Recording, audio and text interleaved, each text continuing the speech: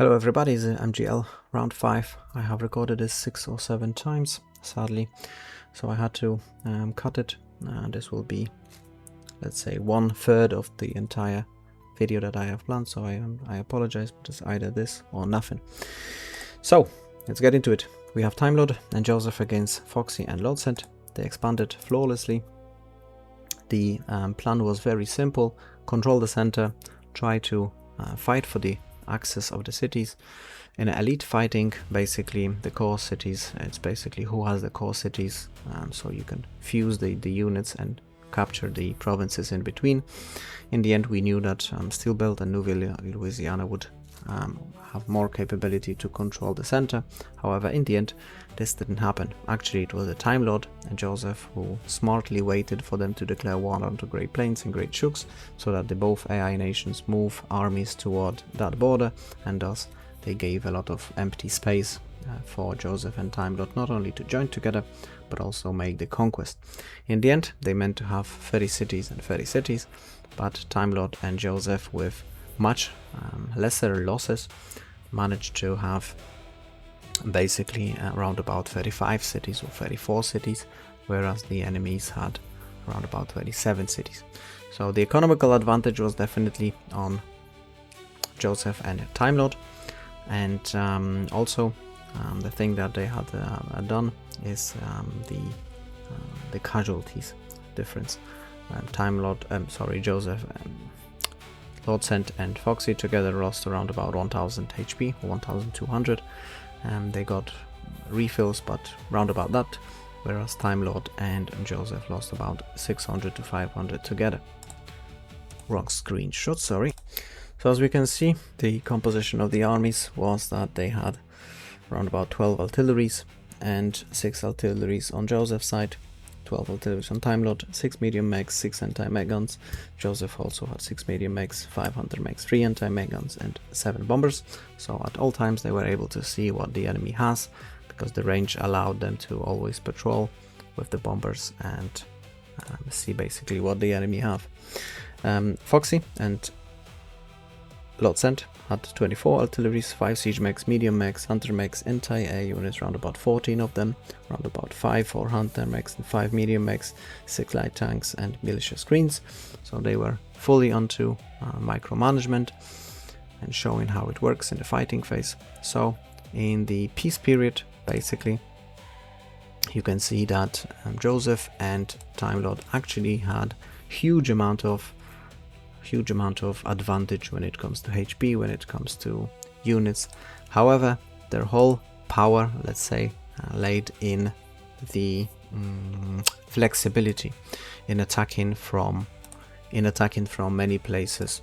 So they could attack from the north onto this. This was already after 7 hours of fighting, so some of the provinces in the north actually were initially under under Foxy.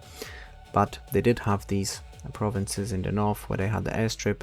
All they had to do is have a couple of motorized infantries, and actually they would be able to rush into Montreal and take the capital city, or actually try to contest it.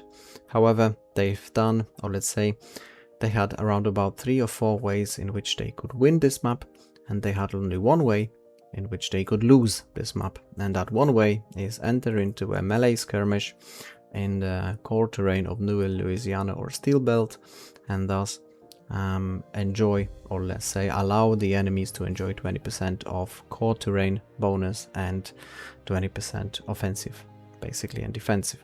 So in the end, they have done the only thing that they shouldn't have done, which is push directly inside of the territory of Nouvelle Louisiana, and basically from that point onwards, Foxy has pushed down south. He had only one task: to assist the units, and thus after the units were defeated, even the motorized infantries which entered inside of the territory of Nouvelle Louisiana didn't really achieve a lot. They got bogged down in the end in the fighting, and once the army was lost, or the melee fighting was lost of Joseph, the technological advancement didn't allow him to make any refurbishments or replenishments, and thus Time Lord was the only one left with the armies, half dead actually, and with not so much HP on his artillery, thus as he couldn't be available the day after,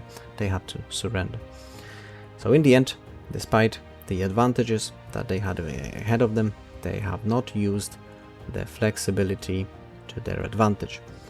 The Nouvelle Louisiana had huge amount of casualties, as already mentioned, and thus the infantries were mostly dead. He was not capable of spreading his forces and capturing vast amount of territories, and sadly Deutsche America and Joseph totally failed to realize that, and thus lost in the end. Now Mr. Pavok and Kirito versus Balkan Guy and Thor. Our second match takes place on the American maps and entirely in South America. Initially, both teams expected a balanced war. Everyone scouted with bombers, everybody knew what everybody was building, army compositions were similar, the match looked evenly matched, and then Mr. Pavok began taking control of the map. He aggressively expanded into Patagonia, relocated bombers to forward positions, used air power to eliminate militia and cut expansion routes. At the same time, he secured critical provinces connecting his territory with Guyana while cutting Bolivia off from important expansion opportunities. The result was a dominant peace phase. By the time war approached, Neo-Inca and Guyana had led by roughly 210 points. Mr. Pavok alone had accumulated more points than the entire enemy team combined. This was one of the strongest expansion performances of the tournament. But then, everything changed. Kirito got banned, Guyana became inactive for roughly 14 hours. Suddenly, one half of the team effectively disappeared. Despite the setback, Mr. Pavok continued generating advantages. In the end, he had to adapt to fighting alone. He recognized the new reality, abandoned siege mechs, and shifted toward artillery and motorized units. The goal was no longer to overpower the enemy, the goal was flexibility. He developed an ambitious plan.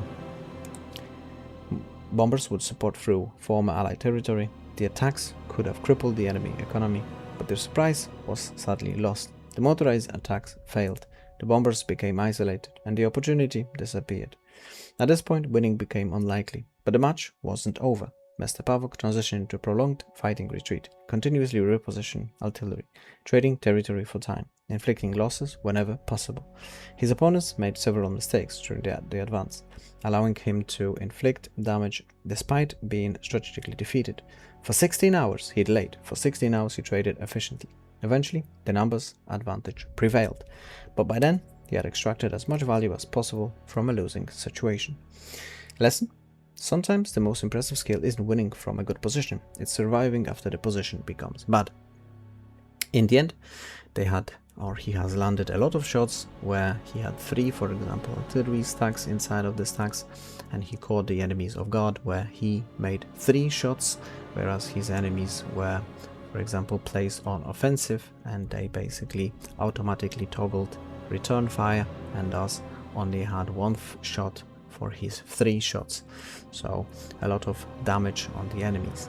I am fairly sure in this situation, because they have made huge amount of blunders when it comes to expansion phase, the armies were actually bogged down in due to the road trick, that if samurai would be able to actually fight, then they wouldn't actually win this. However, in the end,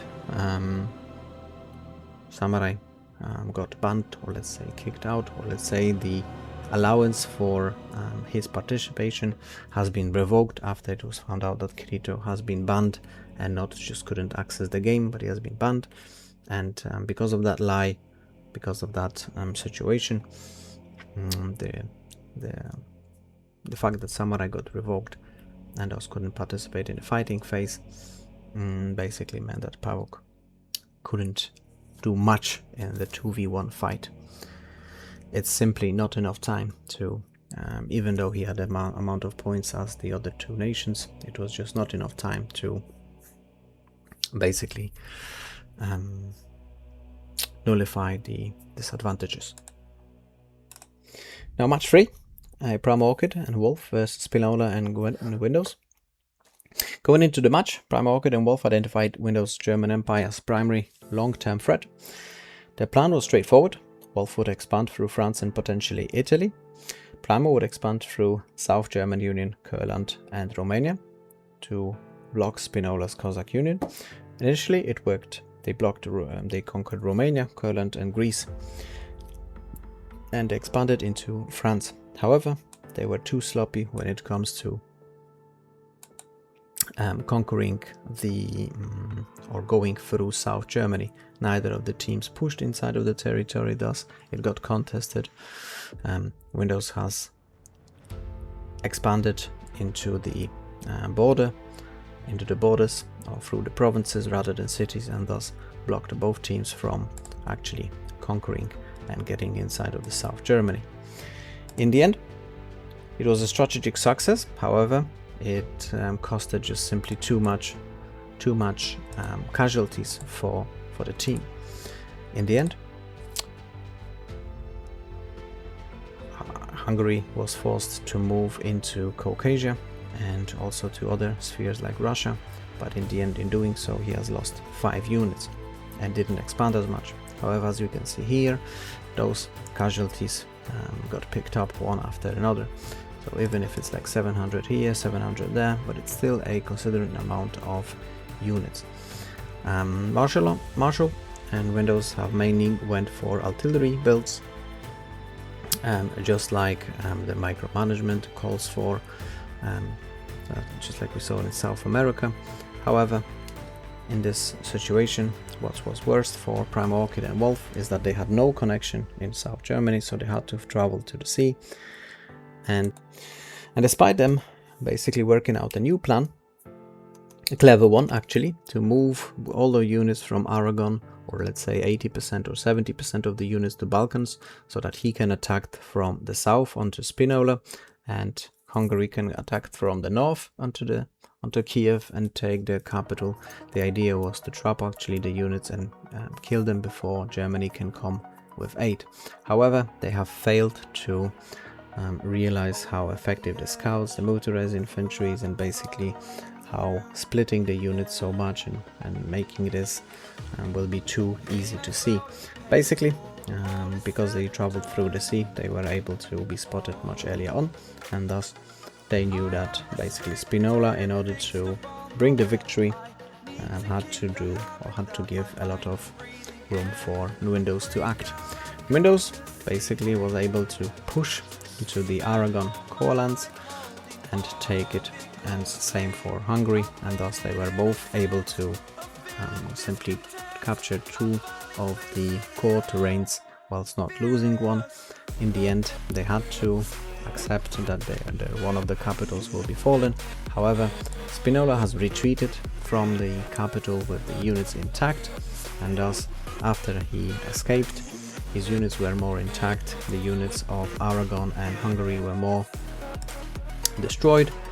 He was able to simply, let's say, have a very good defensive maneuverability, and thus in the end what happened is they indeed captured the capital, and 30% of Aragon's forces were traveling through north of France, and they were very close of capturing Berlin. However, Windows was very active, and he was able to calculate and act accordingly to basically create a stoppage, a blocker. And if Aragon would have pushed actually much sooner with a force march, and he would be more organized and, let's say, intact with the counterpart of Primo and attacking Kiev, then he would have actually taken Berlin, as mentioned by Windows when he talked to me. However, he didn't manage to be basically sure of himself, so he has fallen short in front of the capital. Lost units on both sides, and German Empire had a very good core terrain, bigger terrain, much better armies, and thus the enemies basically after 24 hours of fighting surrendered, and this ended the match. Thus Windows and both Meg and Marshall are being successfully pushed and, let's say, advanced into the final phase before the grand final. And before fighting Thor and Balkan as a revenge, they firstly have to go through Foxy and Lord Scent. So it's very interesting because this team in particularly has a very good opening, or let's say peace period. However, they struggled with the fighting period. So let's see how Lord Sent and Foxy will do this time, and whether they will do more blunders in the peace phase or not. I am very much eager to see how the fight will develop. Match 1 was therefore basically a match for, well, about a team that had a better strategic position but chose the wrong battlefield. Match 2 is about a player who won the peace phase but eventually became overwhelmed after losing critical support. And match 3 is about a team that developed a strong strategy, executed parts of it successfully, but in the end failed to convert opportunities into victory. And in the end, that's how we ended. Let's introduce the tier list. I would say that only Windows and Marshall has had a good conquest. Marshall didn't conquer as much, but he didn't have as much losses. Apart from this 4 or 5 militia units lost, he had a flawless conquest. He transferred into Caucasia and Russia and actually made some conquests. And then actually what is the most important, he was very active, didn't get himself caught, remained calm, and despite having losses of capital, he definitely involved a lot of casualties on the enemies, and thus they had a very flawless game. Balkan and Thor had the worst match, worst expansion since they started playing in the tournament. They didn't expand as much, they had a lot of losses. Thor had also losses when it comes to artilleries.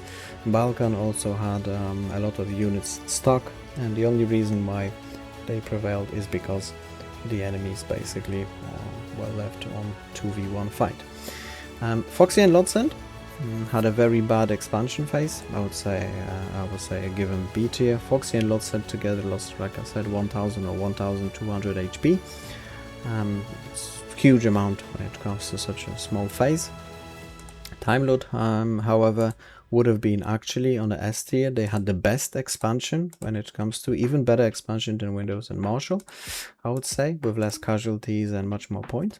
However, sorry, in the end, in the fighting phase, they actually fought as a B tier. So sadly, they have failed to vision, they failed to communicate with one another, and they failed to realize basically what happens the moment Joseph steps inside of the core terrain of Lord Sent, where he would have actually 20%. They failed to realize that Lord Sent had 20% or 10 HP, 10% of HP for infantry, so he was unable to basically capture the territory just like Fox would have been able to. So they could have been able to do a much better job than they actually have done.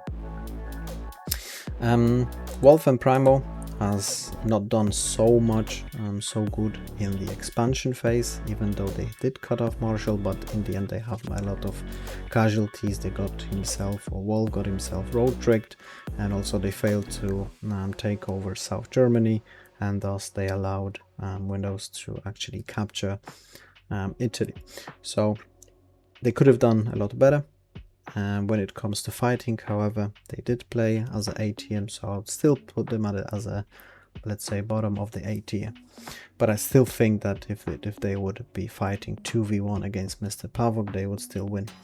Mr. Pavok, however, I would put him definitely as a S tier. He definitely expanded one of the best expansions that we've seen. However, Keito was playing as F, and I cannot rank anybody as individually. I have to mark them as a team, so as a team they of course played as a C. In the end, that's what I would think. I don't rank the players, I don't rank the teams in general. It might be that Wolf and Prime Orchid would beat everybody, for example, if they would be always on for 3 days straight, 24 hours on. However, I ranked on the performance against AI, on the builds, on the HP, on the losses, on the possibilities, and I think that in this situation Time Lord would have won against Wolf and Primal Orchid. The defense or discrepancy between them would be too much in that expansion phase, but that could be left for another time. In the end, that's my S tier, and that's my tier. And I'm looking forward to Windows and Marshall, or Windows and Boatmec, or Boatmec and Marshall against Foxy and Lotzend, to see who will play in the final. And one thing that we can definitely be sure, that teams that have been left right now are definitely not the teams that have started. All of the teams have improved, got a sense of feeling, got a team play, so it will be very interesting to see what will be happening in the next phase and then in the final. Thank you very much, and I do apologize, this is much shorter and less detailed than I wanted to, but I am sadly out of the time, and I hope that I will be able to do a much better job in the next video. See you guys in the final. Congratulations to everybody that have taken part, and I wish you good luck in the next to come.